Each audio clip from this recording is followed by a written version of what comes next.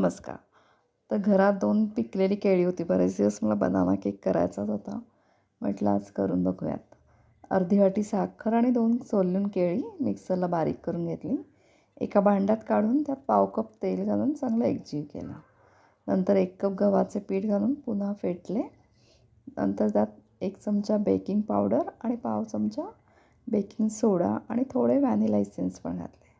त्यात थोडे पाणी घातले आणि पुन्हा चांगले फेटले. तोपर्यंत मी कढई गरम करायला ठेवली होती. हे मिश्रण बटर पेपर लावलेल्या केकच्या टीनमध्ये ओतले. 25 मिनटं मंद आचेवर शिजवले आणि थंड झाल्यावर त्याचे असे थोडे जाडसरच काप करून घेतले. अतिशय चवीला उत्तम असा हा केक झाला होता. चहाच्या वेळेसाठी किंवा नाही का पाहुणे कोणी येणार असेल तरी तुम्ही आदल्या दिवशी वगैरे करून ठेवू शकता. आणि पौष्टिकता आहे कारण आपण स्वतः बनवलं त्यामुळे पण कळतं. तर या जेवायला.